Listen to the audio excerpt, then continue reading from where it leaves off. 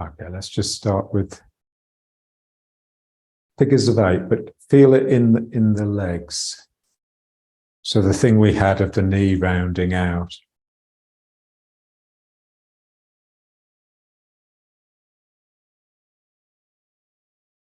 It's in the hip, but I'm really trying to extend my hip down to my knee and to my foot. So the feet obviously can't move because they're stuck on the ground.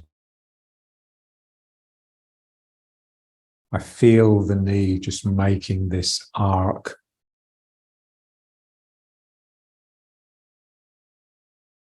So as the knee goes out, it draws me down a little bit. So there's a sense of the hips sort of tipping a little bit as you go around the foot. So we're trying to keep the hips relatively still. So the sacrum in the middle, and just turning and sinking. So getting the knee to go out by sinking down rather than by just doing this. So I sink down and that will send my knee out. And then I sink preferentially this side.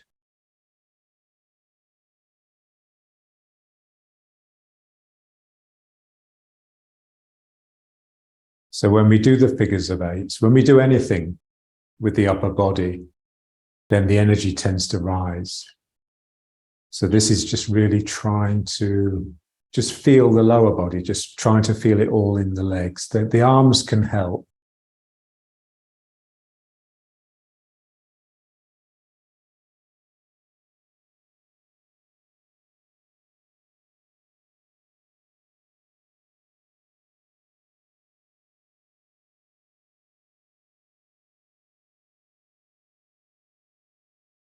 Allowing the hand to dip down below the waist.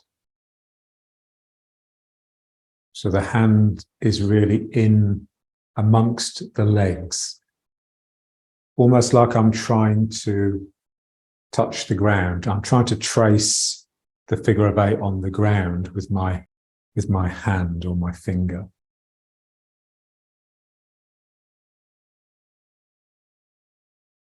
Making sure that in the effort, your bum doesn't go back.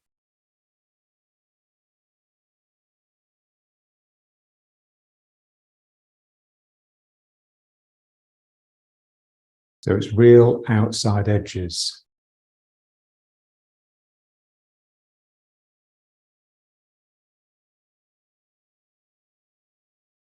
And trying to feel the activity in the knees.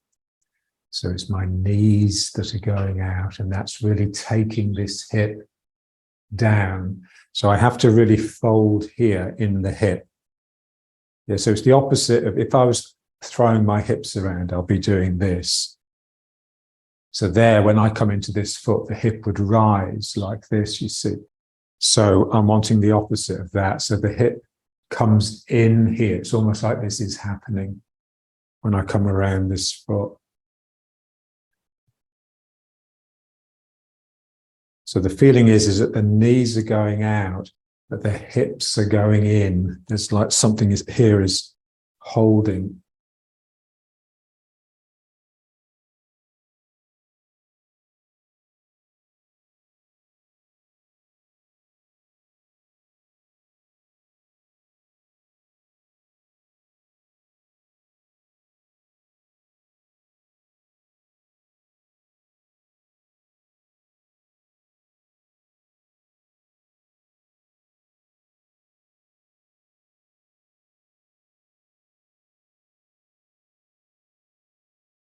Feeling like a tentacle of energy coming out of the side of the sacrum and just down the back of the leg and just into the ground.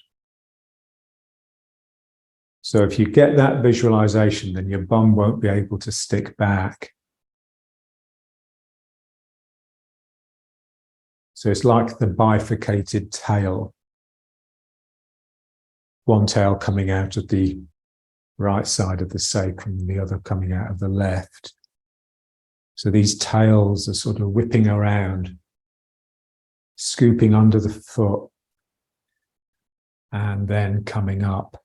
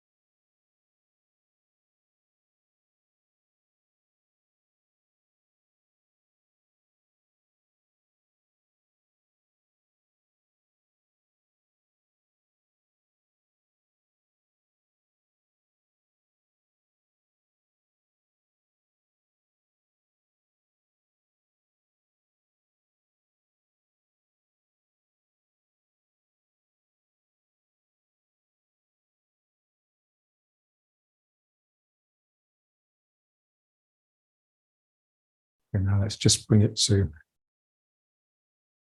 riding horse.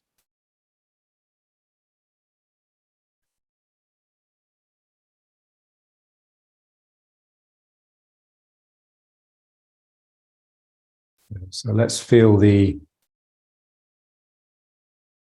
curves or the circles. So the two obvious circles in riding horse is this one here, the arms, and the arch of the legs. So we just want to feel those. So we want a sense of uniformity along the circle. So if you think of a circle, you construct a circle by basically just holding a string on the paper, the pencil at the other end of the string, and just draw around.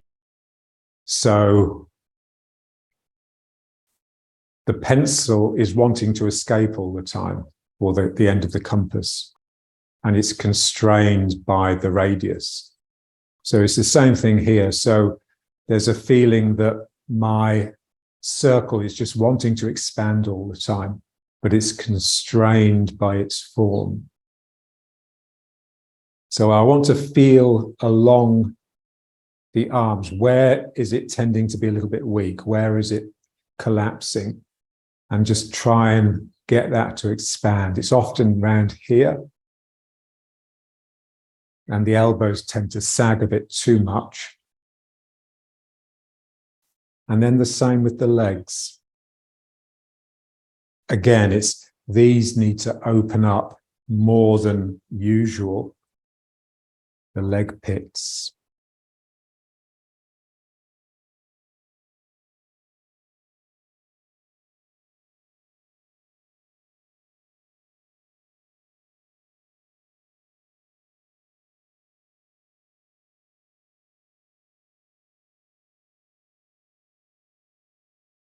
And then just feeling the circle of which your spine is a segment.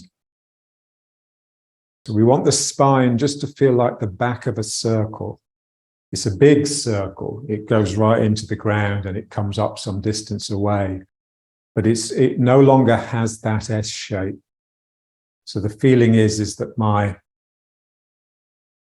sacrum really is in the hips. It belongs to the hips.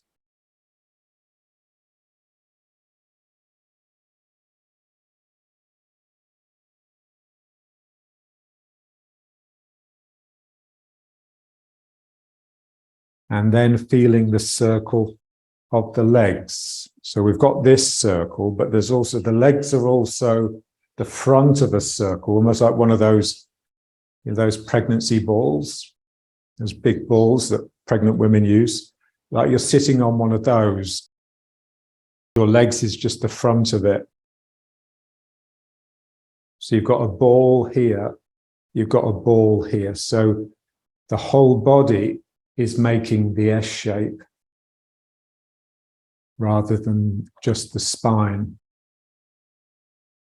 So my spine really just melts into the legs. The legs just become part of the spine.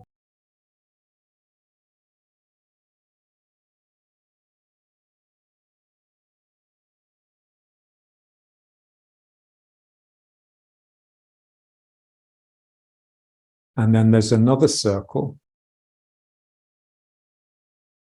Imagine you're holding, or that there's a big, big beach ball sort of resting on top of your arms here. So this curve here, the curve from the shoulder into the hand. So the sense that the elbows are lower than the wrists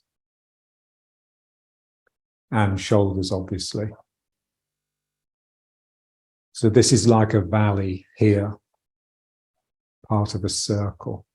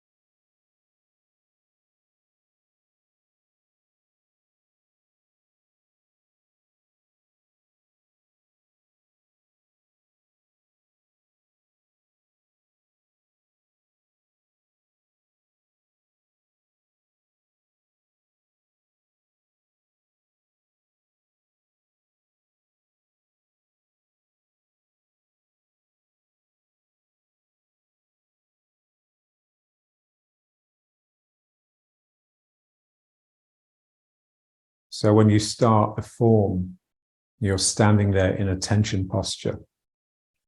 So that is Wu Ji, the empty circle.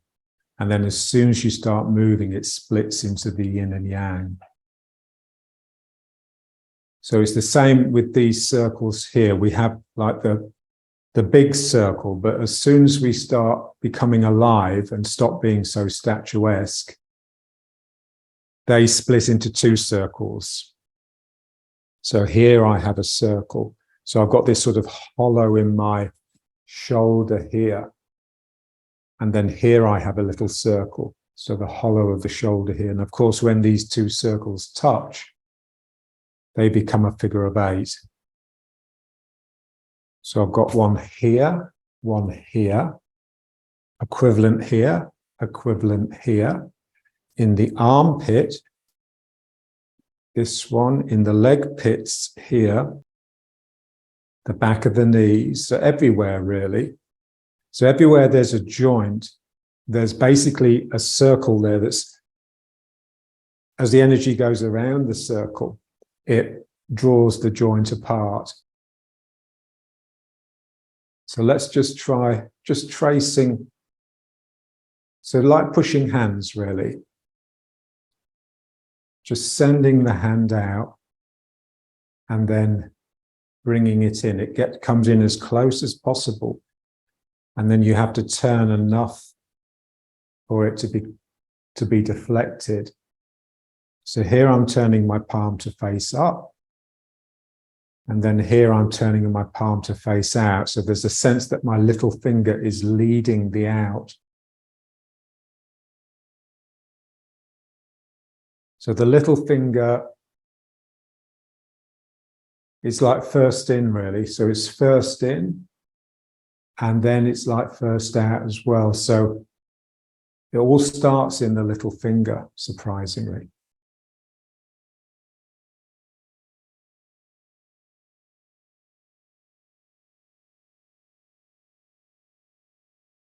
So we get it going in the arm and the hand. But what we'd like is to really feel it in the knee. We'd like to feel it in the foot, but obviously the feet are on the ground and they can't move. So just feel what your elbow is doing. So here my elbow is really coming up and out in order to twist the forearm. And then here the elbow is really dropping. So we just want to feel that in the knee. So here the knee is going out and a sense of it coming up, and then here a sense of it dropping. So my knee is rounding out.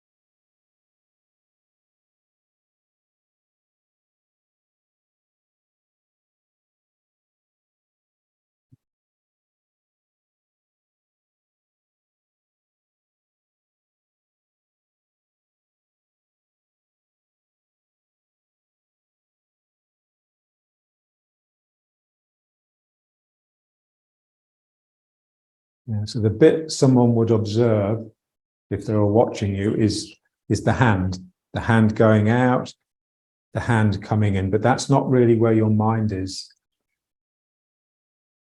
Your mind is at least one joint further down, so not in the wrist and the hand, but in the elbow.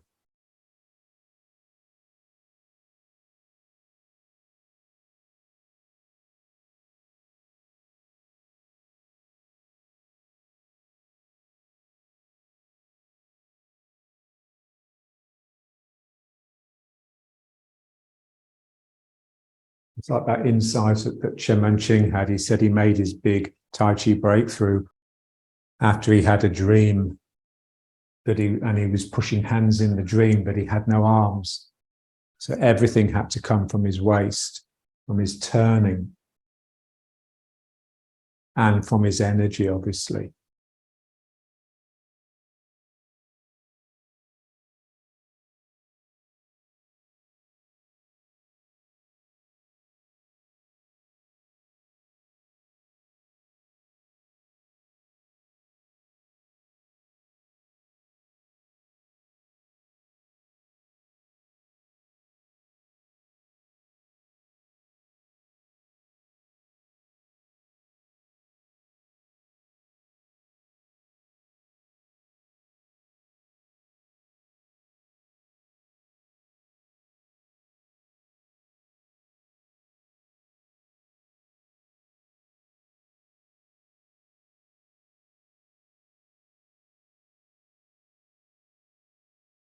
And now let's just try some with the other side.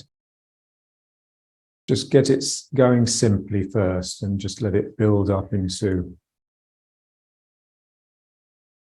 the visualization with the knees and the elbows.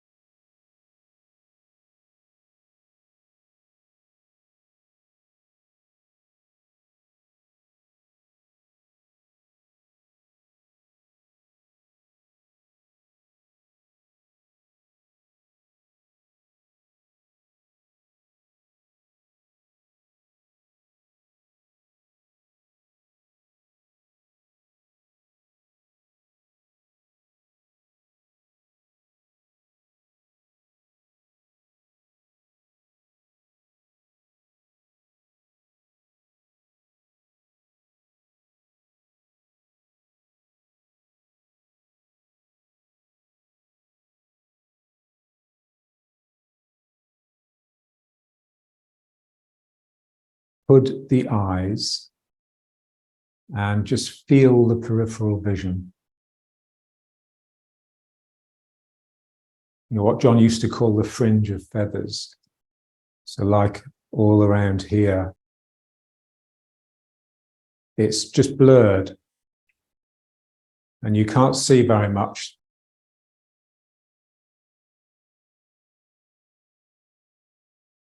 You see energy with your peripheral vision.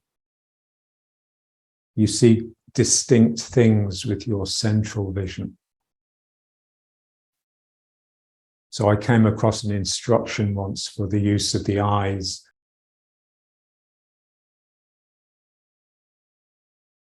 Imagine that you're seeing with the white of the eye.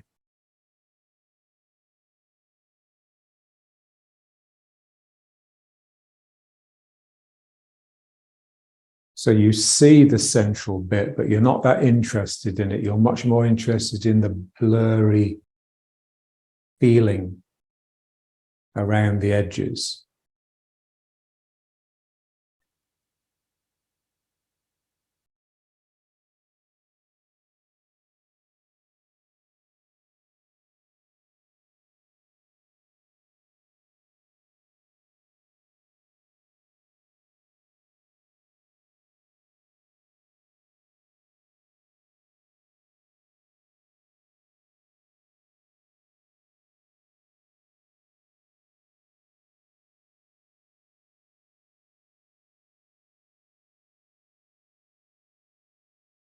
Okay, so let's just bring it back to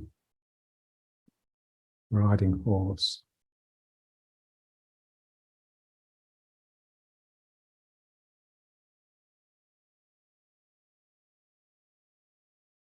So it is very much like you're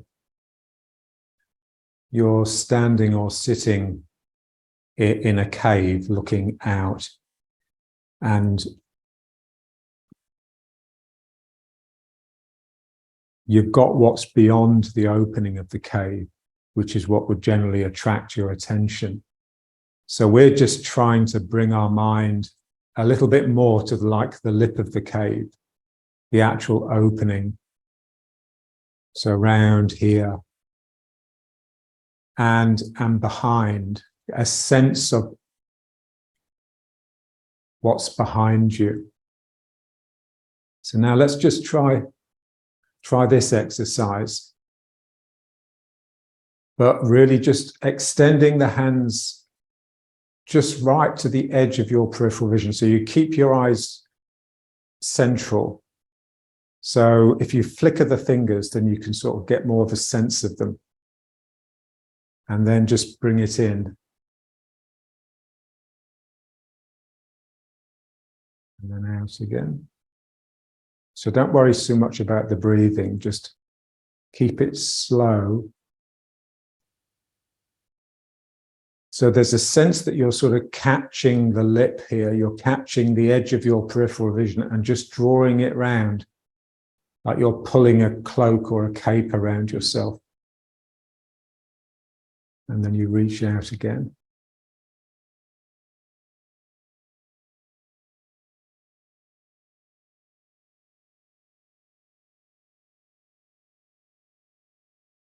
And just register how you feel.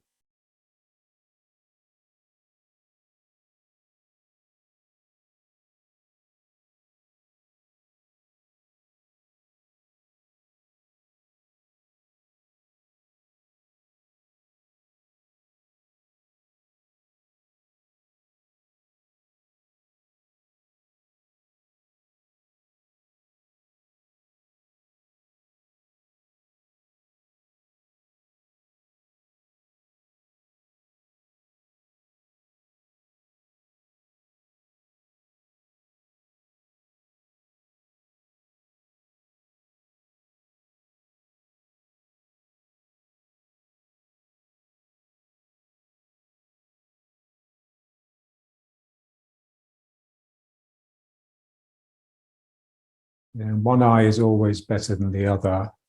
So just experiment with it.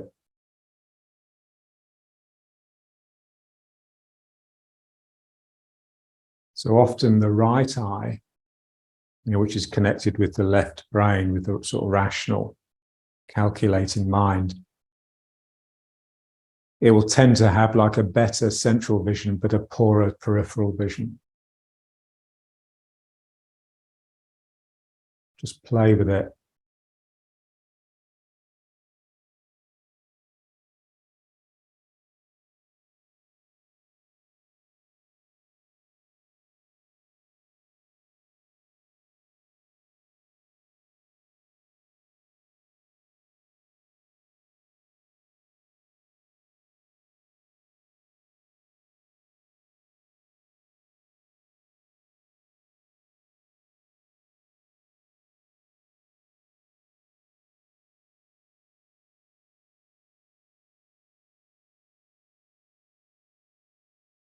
So this time, just keep the hands out there. And now just moving them around the circle. So just, so we're interested in liminality, in thresholds, in, just that boundary between the visible and the invisible, between the perceptible and the imperceptible. So we're just tracing it, trying your best not to let the eyes follow the hands. So keep your central vision on the screen.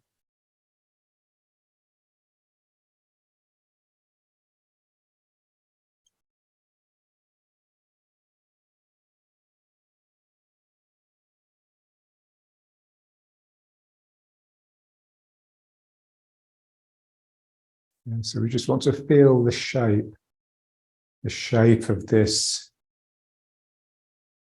trace.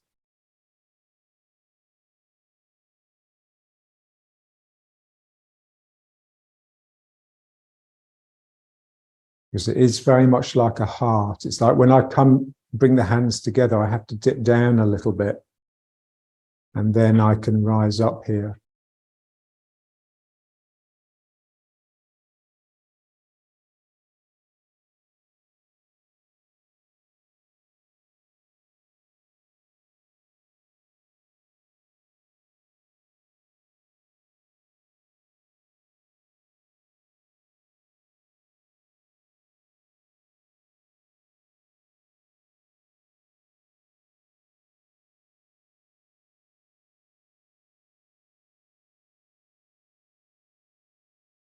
And then let's just bring it back to riding horse.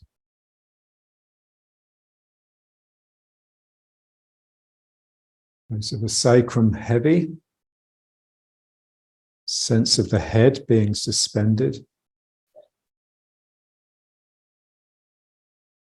So think of the head suspended by like a stretchy elastic rather than by a chain or rope. So you want some give, some play in the system always. So my sacrum is loose, held loosely by the two hip bones, which are part of the legs, remember.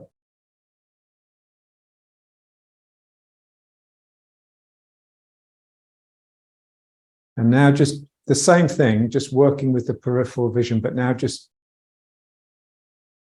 rolling the ball. So you just have to play with it.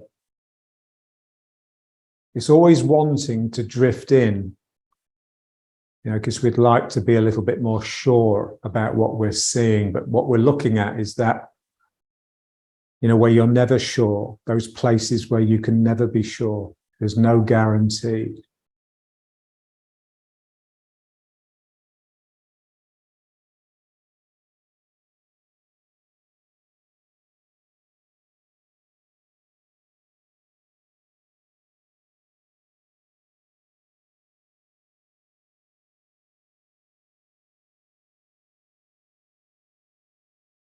Keep the fingers sort of fluttering.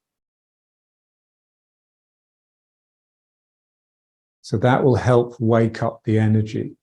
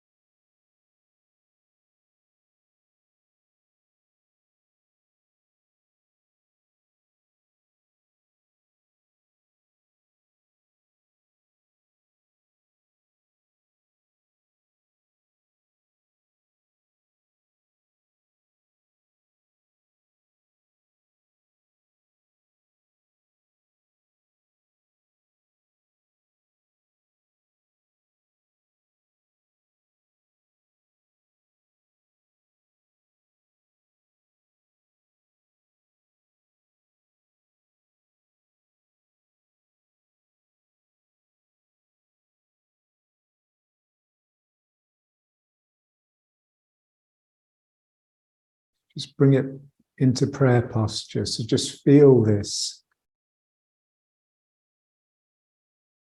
Even this central part has feeling. It's not just that cold looking. It's heart.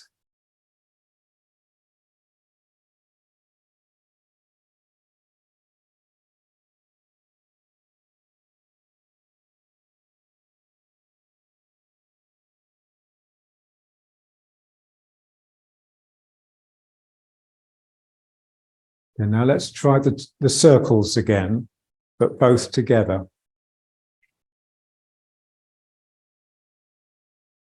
So really turning, trying to keep the sacrum pretty much in the middle, and just turning.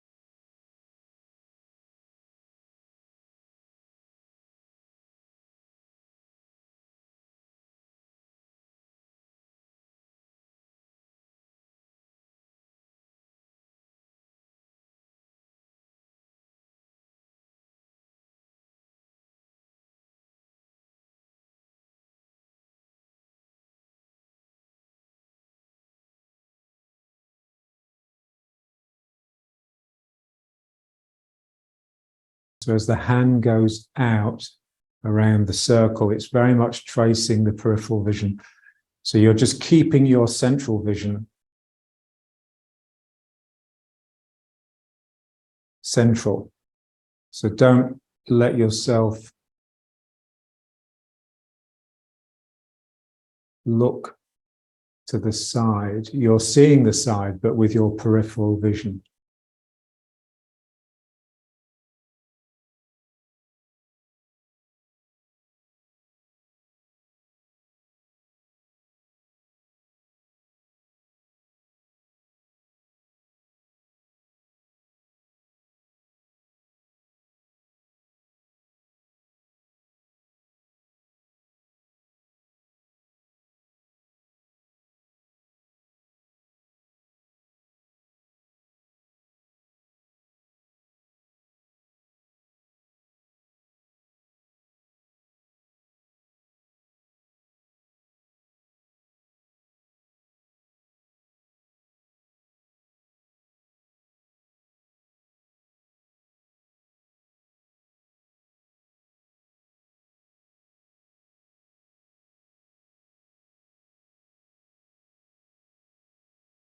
So the sacrum is held loosely so that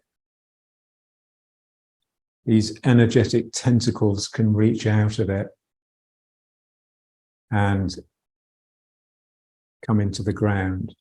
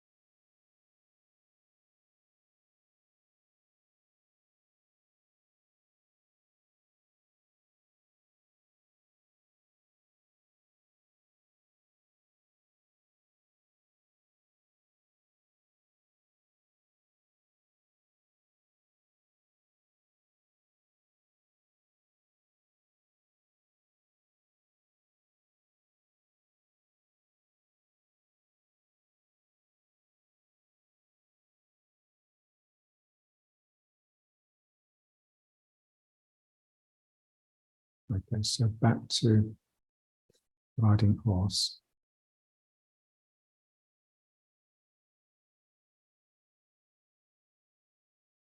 So the two legs, the tentacles from the legs are just reaching down, dipping into the ground.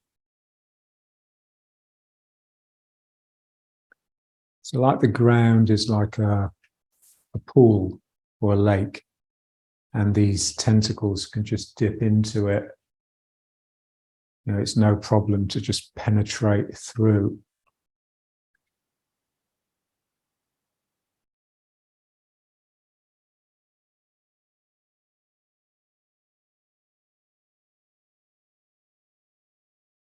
So the natural process reveals itself when gazed at softly. So this is my shortening of a longer phrase of John's. So we're just trying to learn to just soften the gaze. And for that, you just need to, what John used to say was, you don't use the eyes to see, you use the eyes to touch. So it's like you're touching the world with your peripheral vision, like a blind person who's having to sort of use their hands to feel around the room.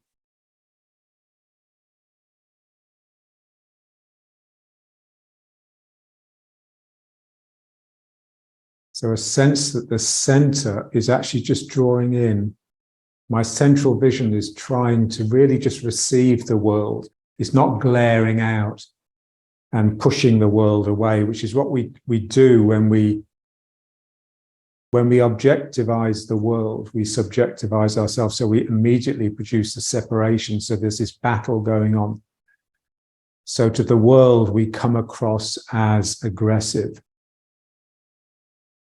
So we just withdraw that. So it's very much like the Oriental face.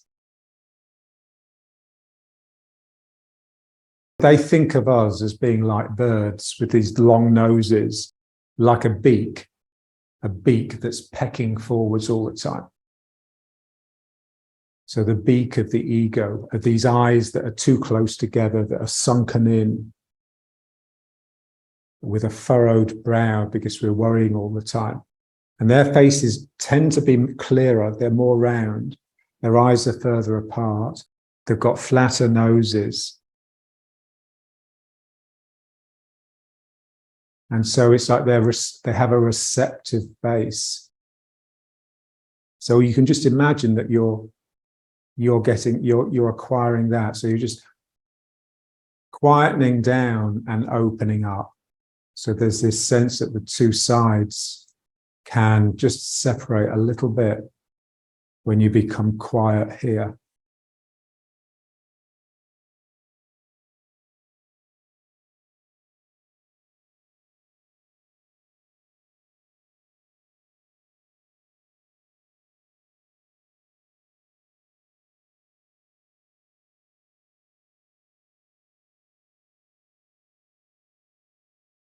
Okay, now let's just try the figure of 8 with the hand. When we used to push hands, it was this action, what we've just been practicing basically. So the hand would go out, and then here I would turn the hand over as I yielded. This edge here would sort of draw the person through as the hand turned. So that is basically the bottom of the figure of 8. And so when we used to push hands, we were doing a figure of 8, but the bottom circle was so contracted as to be almost negligible. So now what we want to do is just make that bottom circle so big that it actually dips into the ground before it then comes up again.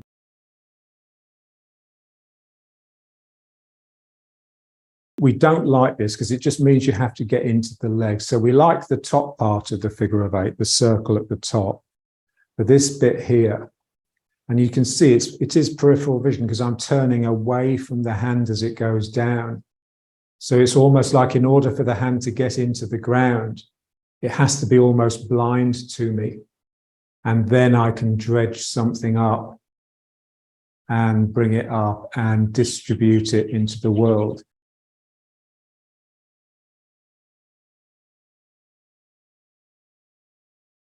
With this real sense that you're almost touching the ground with your hand. The deeper you can go, the better. And so the top of the figure of 8 is sort of bright because it's visible. The bottom of the figure of 8 is dark because you can't really see it. You only see it with your peripheral vision.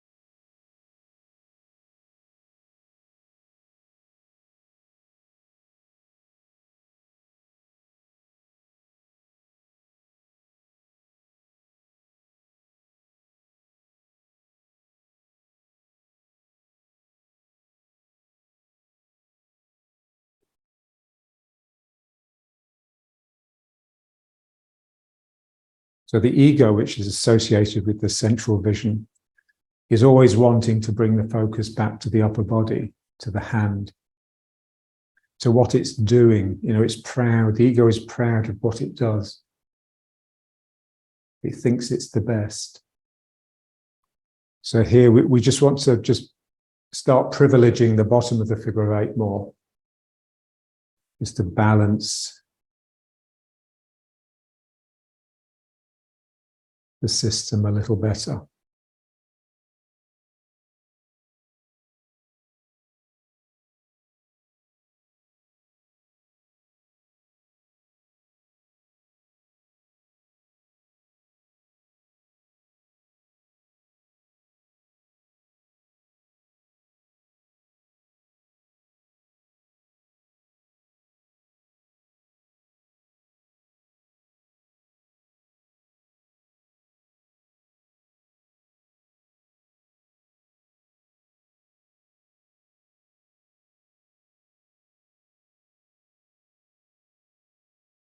Now let's just try some with the other hand.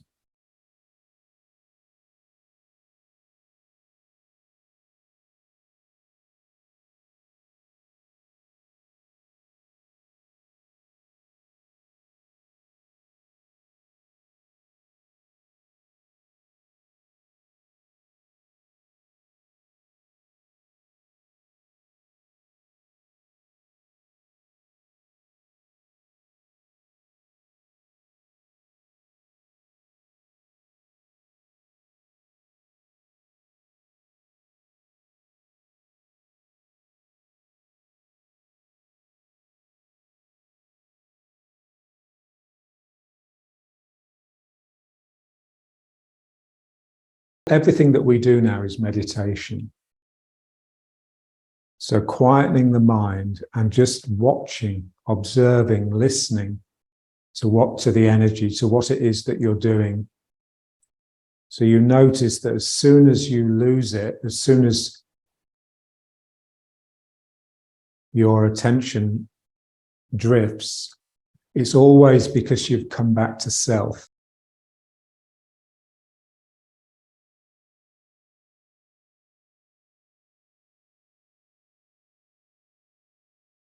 There's this draw, there's this pull into self all the time. So that's what we need to balance. We need to counter that with this endless, cheerful optimism, this swelling out.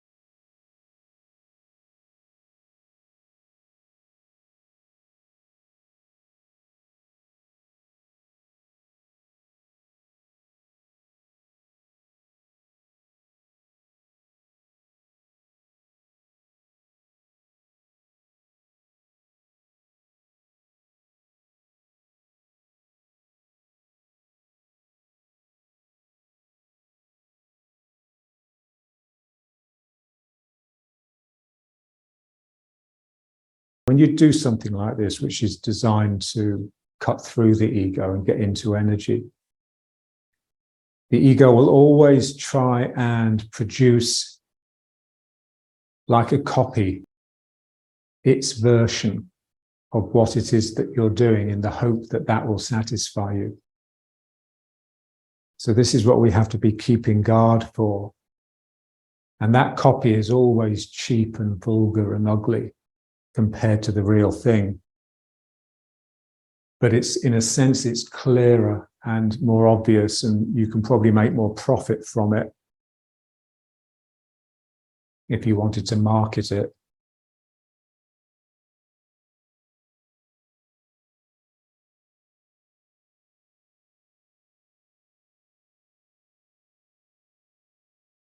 Keep it on the peripheral vision. If it comes into the center, then the ego has claimed it. If it's drifted out of your vision completely, then you've forgotten it.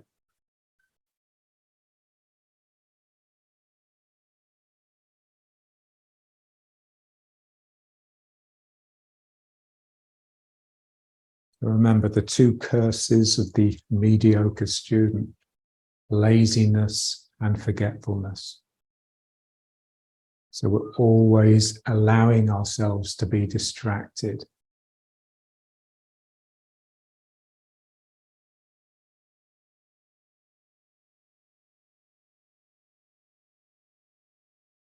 Okay, now let's try them both together.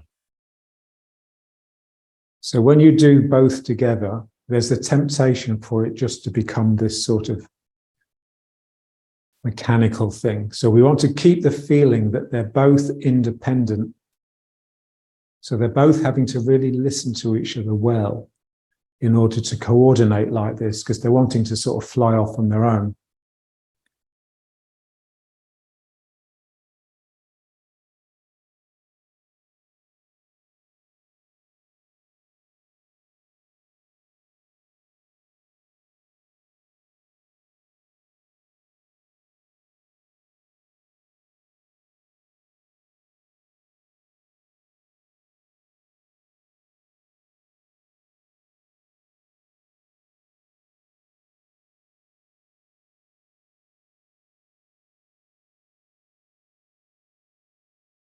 Just feel the balance. As one comes up, the other one goes down. As one goes to the left, the other one goes to the right. So those are completely balanced.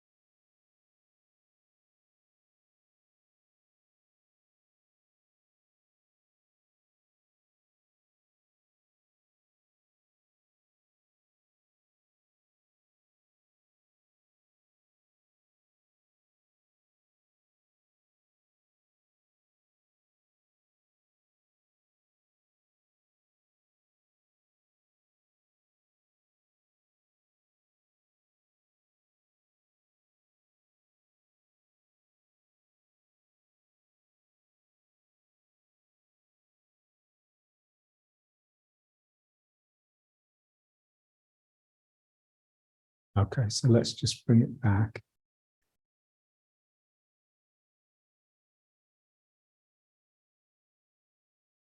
Again, feeling the circles. So the circle of the legs, the ward off in the legs, circle of the arms, the circle of the spine, the circle of the sitting legs, and the curve here.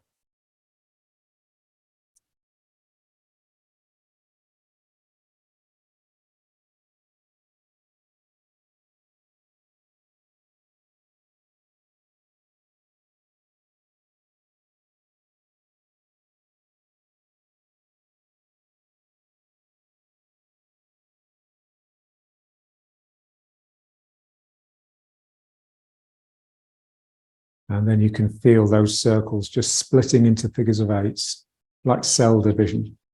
So this circle just starts looping like this. And then this circle like this. The back of your spine is like this. So the sacrum is trying to rotate like this, and the neck is, and the head is trying to rotate like this.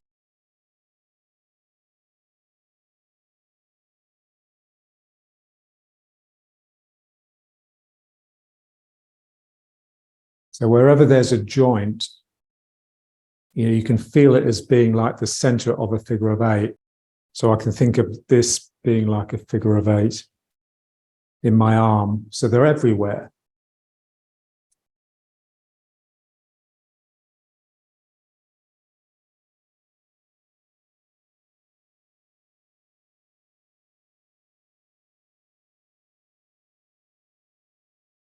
Okay, now let's try just to get a bit of moving going, just bringing the foot up. But again, just working with the peripheral vision. So I'm going to use this hand to just trace my peripheral vision out here And then this foot can just lift up. So the two sides of your body feel very different. The side that you're standing on has become all sort of energy and soft. And this leg just comes up. It's not active yet. So it's just a lump that's come up. So I'm not really looking at anything, but if I was to focus my eyes, this is what I would see, and this is what I would see from the corner of my eye, my peripheral vision. So using the turning, so exactly like what we were doing, but just letting the hand really drift out and letting that movement, that flow in that direction, bring the other foot off the ground. So this hand is reaching. It's not just here. It's trying to go further.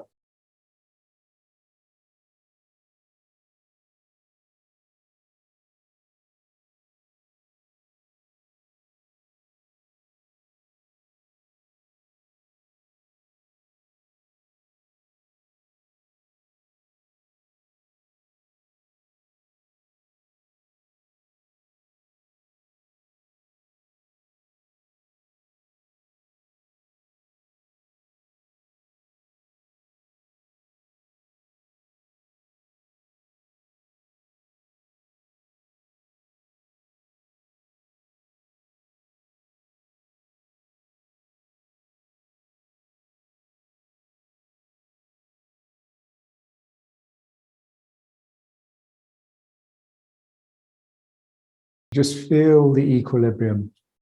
This hand is moving in that direction. This leg is pulling me down like that, which is balancing that. The sky is drawing me up from here, and the earth is drawing me down. So these four flows.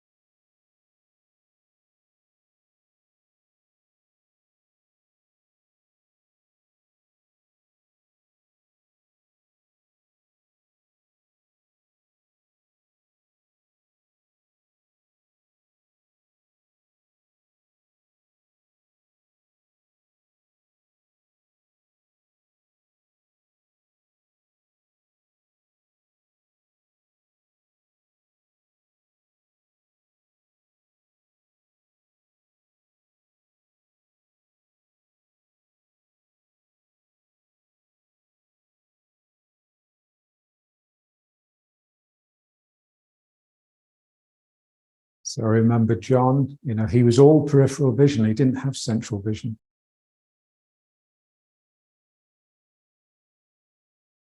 He was just living in this soup of energy. Everything was blurred, but everything was rich. So when you look at something sharply, you reduce it and you hurt it. So here, we're just trying to be really soft.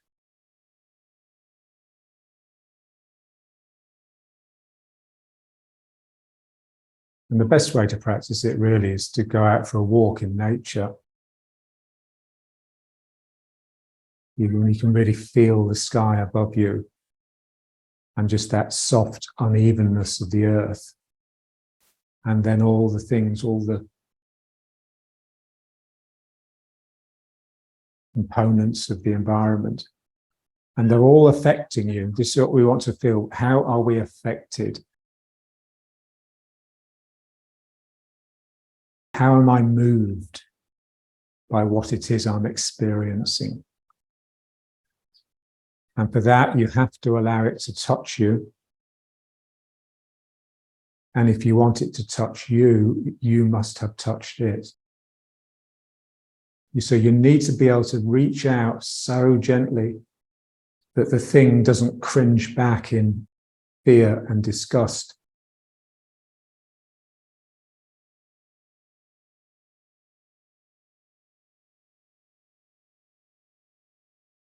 When you first meet a dog, if the dog is a little bit frightened or apprehensive about you, then they say, don't they, don't look it in the eye, don't speak to it, and don't touch it. Just wait, just be patient, and it will come to you. So that's how we have to be with nature.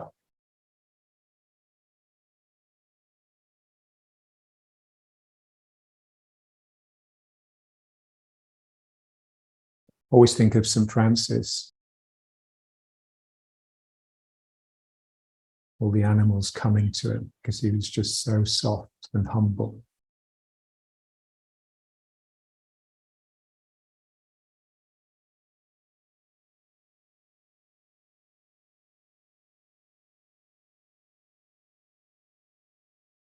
And the biggest insult you can pay nature, the natural, is to start thinking to yourself, because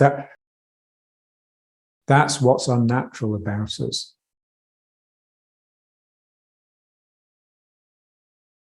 So we've created an artificial environment within which we can talk to ourselves. When you're in nature, you just tend to find yourself not. I've got a student and she's really anxious about everything at the moment. She's anxious about her granddaughter who's just been diagnosed with anorexia. But she says the only time she really finds any peace from that is when she goes on these long hikes. She'll go on like a holiday, like a walking holiday in Cyprus, or last one she went to was Sicily a few weeks ago. And she says just that action, that alternating action of the two legs, it washes you. It takes a few hours, but by the end of the day, you're just completely silent. And that's what the desert is like. When you go into the desert, you can just feel the ground, just the silence, just sucking all of your own inner noise out of you. And it really does drain down your body and into the ground through the soles of your feet.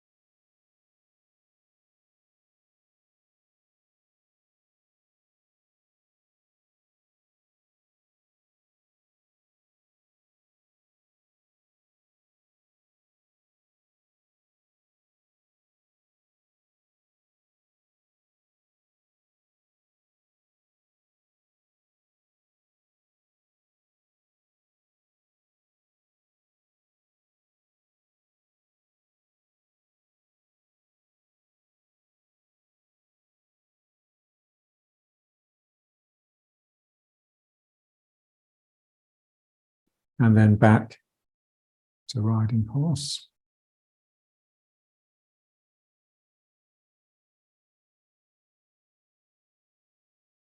So the energy that we're looking for, is just generated really by the play between the equilibrating forces. The first stage is just quietening down enough. Well, first of all, quietening down. So when you just quieten down, then everything just sort of becomes a lump, basically. But then if you just carry on with that and just be patient, then it will slowly just open out. You're like nature just coming out once you've stopped and you're still and you're quiet. Then you see the birds and the animals coming out from where they've run away and hidden. So it's like that. And then it's like there's a little bit of space then in the joints and everything can just play. And then the the whole system becomes infused with energy. Not only that, but so does the space that you're occupying.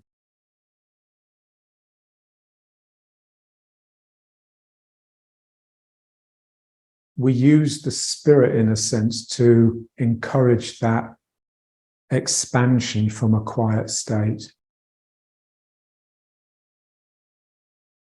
And you can feel it. You can be sitting there meditating, and then you can just raise your eyebrows a little bit, and whee, you've just become a little bit bigger, and everything is now bleeding in and out of you. You're no longer just this isolated object. So you've become peripheral vision. You become that bleeding interface between the visible and the invisible.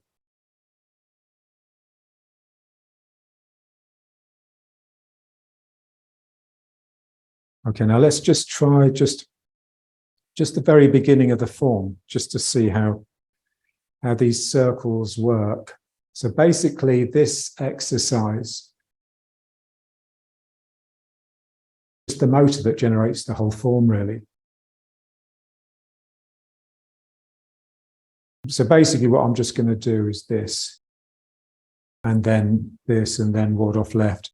So just feeling the circles. So it's like there's a circle here, there's a circle here, and then there's a circle here which brings the foot round.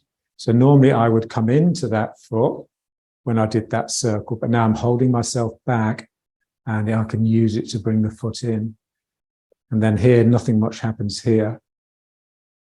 You're really getting these circles going. So I drop my elbows by dropping the sacrum down. So here, and then something releases in the sacrum, which allows the elbows to come down. And then you want this point where the fingers are pointing up before they flatten out. So I'm mainly in this leg, and then I just do the circles again. So I'm circling here, and then I circle here, and then another circle with this hand here, and then circling around here, and then circling here.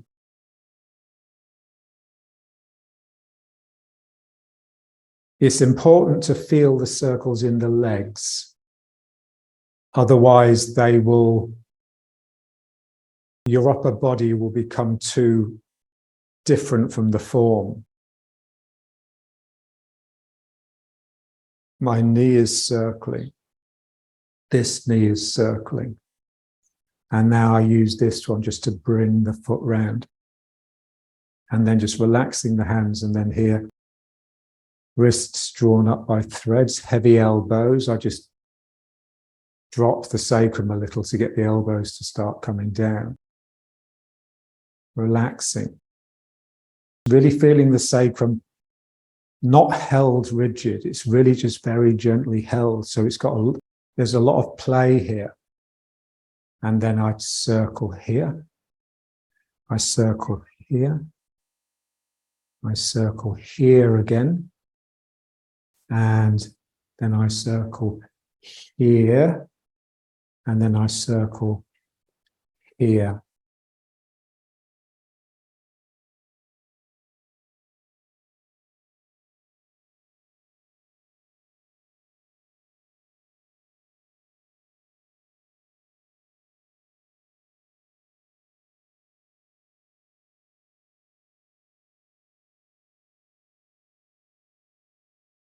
If you loosen the legs any more, you'd fall down.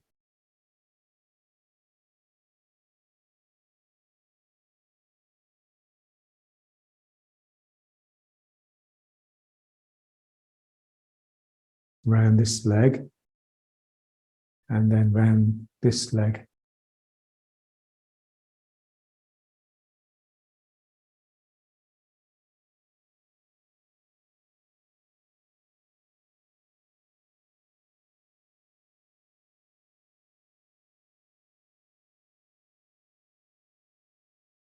You can use that circle to draw you into the leg. So I'm not having to push myself. If I push myself with this leg, first of all the joints here get squashed when I push. And then as I drop into this leg, all the joints here get compressed. I want to keep the joints open, otherwise energy can't go through. It's the knee going out, and as the knee goes out, it draws these joints open, especially the hip and the sacroiliac. And you can feel it. That's that sense of optimism, that woo, the eyebrows rising. That's the indication that the joints have opened. And then here. And then I just use this to bring the foot round. Making sure the sacrum is just really loosely held.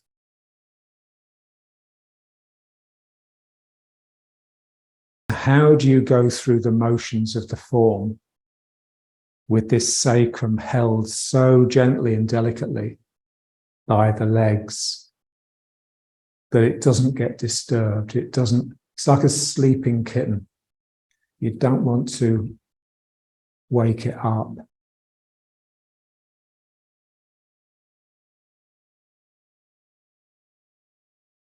Let's try again, just put the next one on, yeah? My knee rounding out.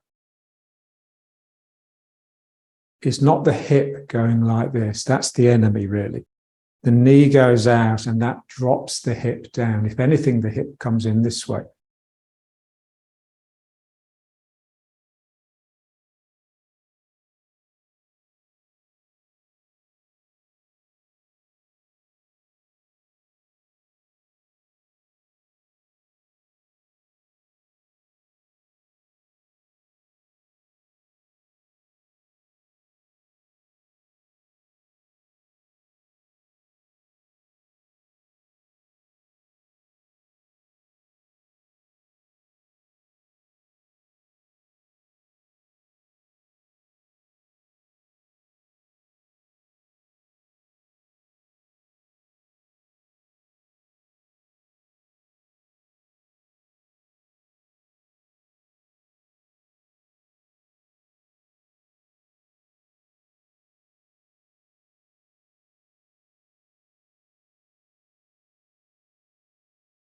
We're here just tracing the line up the opponent's body, through their head, down through the top of your head, and then down your body. And now we enter, so someone's attacking with their same hand that you're yielding with, then you neutralize. And then here you can imagine that your hand is creeping up their arm to the next joint. So you yield to their wrist normally, their hand and wrist. Now I'm on the elbow. And then this hand can come up underneath. And then this hand just yanks them down.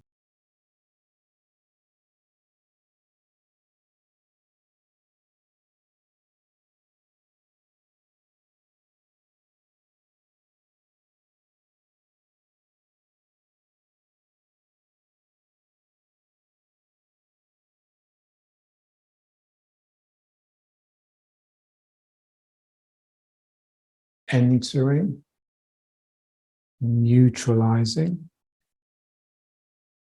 creeping up their body to get closer, round this foot. So it's the knee rounding out. So you don't really have to worry about doing this with the arm because that would take you out of ward off. But there's a sense that your elbow is active, and then here.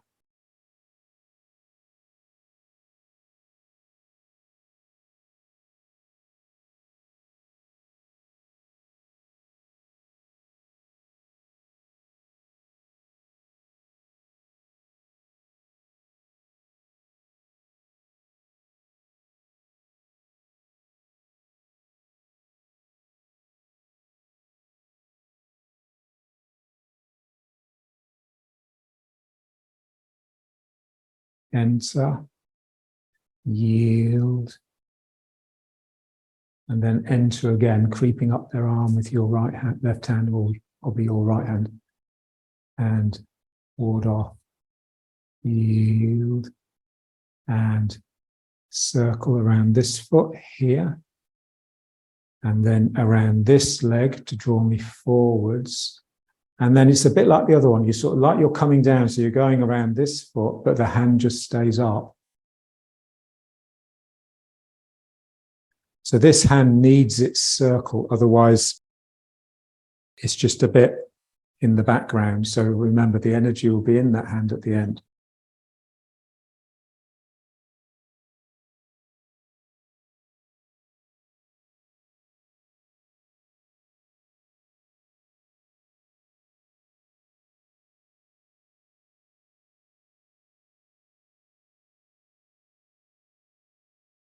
Enter, neutralize, really feeling this outside edge here. This hand making another circle to get further up the arm, and then this knee going out, taking the elbow with it, and then this knee going out, as though you're coming back into this foot, but you keep the weight here. And then just continue this hand. You're just completing this circle, and then you do the circle here. And then the knee brings up the elbow. And then like you just do a circle here, and it just brings this hand in. So it's just like that all the way through. Here, this is more obvious. Falls round the front foot, and then you can just do a little wiggle. So go around the back foot, and then yield, yield, attack, attack.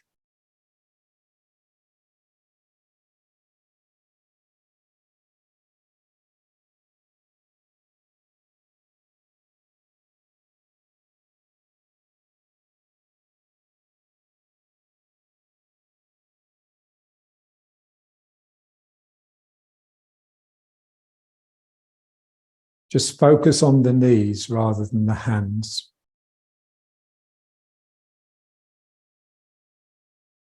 So it's really low. So one more.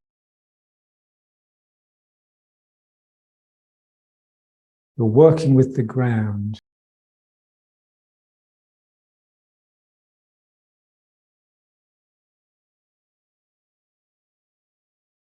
Like I'm scooping something from the ground here. Knee. So just feel the connection between the flat hand and the ground. Almost like it's trying to suck you down. And then a little turn here, and then around this foot. And knee takes the elbow up. And then I can just stop here, or you can just go around the back foot a little bit. Continuing this circle, and then the circle with this leg, and then the circle around this leg, and then the circle around the front foot, and then you can just flick back and just do another little whip as you come around that foot here, and then yielding, yielding, attack, and then circle, circle, circle, circle, and knee. Just really feel the knee here drawing you forwards. You get it in the knees and the legs. It doesn't really matter if it's not visible in the upper body. Just come back to riding horse. So just where we start is the circles in the body. So this circle. We often see people with their knees out, so really feeling that circle. And then same here, so you see them with their elbows really protruding. And then the circle here. So basically getting your bum under, but by relaxing the sacrum down rather than by tensing here. So if you put your fingers here, you should be able to feel the aorta, should be able to feel your pulse. So we want this coming under, like the sacrum is just blending into the legs, but not by tightening here. I'm not doing this. I'm not tightening my buttocks and pulling the pelvis under. I'm just relaxing the sacrum down. And remember, when you relax the sacrum down, it will always drift forwards a little, simply because of this ball here, the angle of your thigh. So that will enable the sacrum to come under a little bit without tensing. Like you're sitting on one of those physio balls.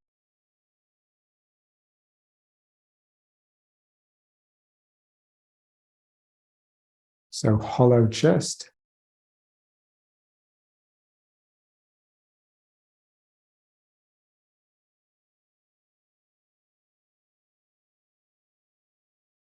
And then this one's strange.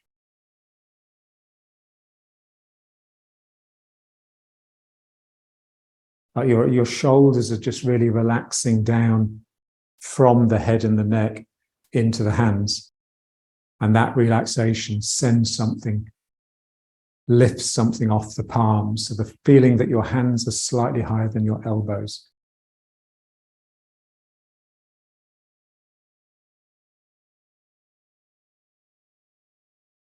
Releasing all around the sacrum. That's what we tend to hold. We hold the sacrum too rigidly. So it's that enables us to think, really, to have fixed ideas. So we just want that to be just really loose. So there's all this play in the system. And it just feels good, feels healthy, feels young. Like when you stroke a puppy,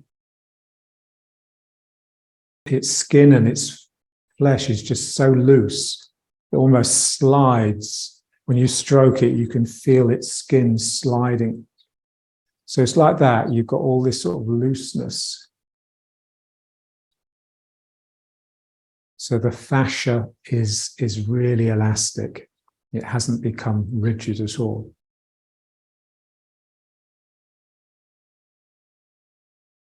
And then you're just standing here like a really fine-tuned instrument, picking up energy, just picking up messages. And sending out messages as well. So from the ground, things are bubbling up. From the sky, you're interacting. This is the difference between an equilibrium and a balance. A balance is like two things that are equal, that are just maintaining some sort of net non-movement stillness. Whereas an equilibrium, the components are always bleeding in and out of each other. There's still no movement, no net movement, but the system is full of movement. It's just the system isn't moving.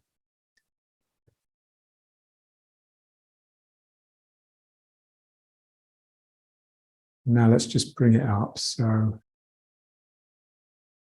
really trying to feel that sacrum just loose. I just want to get the legs just to be as straight as I can get them without the sacrum being gripped too hard by the legs.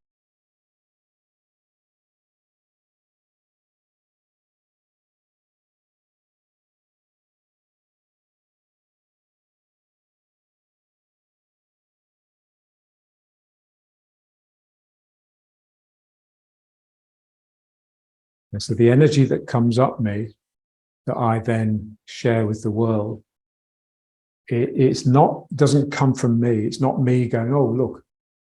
It's just something that happens because I'm sinking. We sink so in order to get the energy to come up. So I have to feel that I'm just melting, melting, melting. It never stops. I'm sinking, sinking, sinking. And then there'll be a rising, rising, rising to balance that. That's how I get the energy to come out and into the world. It's not by being too sort of eager and egotistical about it, but simply by being humble and just relaxing down.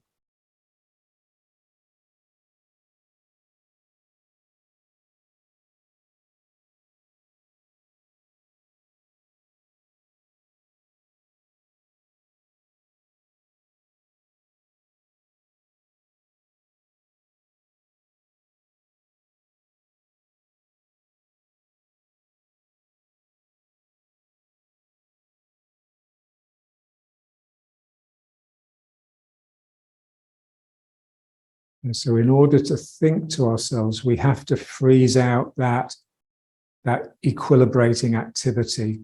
We have to take the dynamic out of dynamic equilibrium.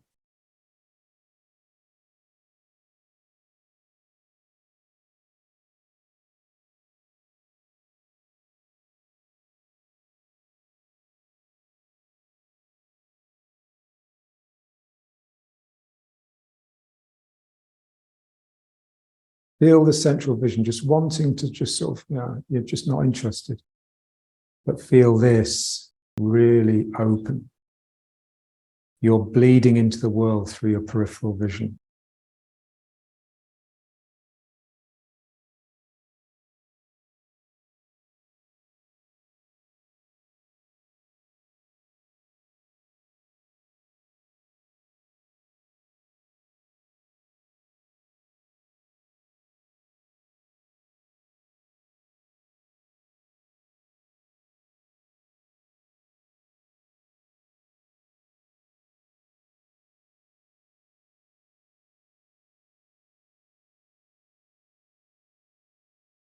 I think this is why, I know it's why I like poetry, and I suspect it's why John loved poetry.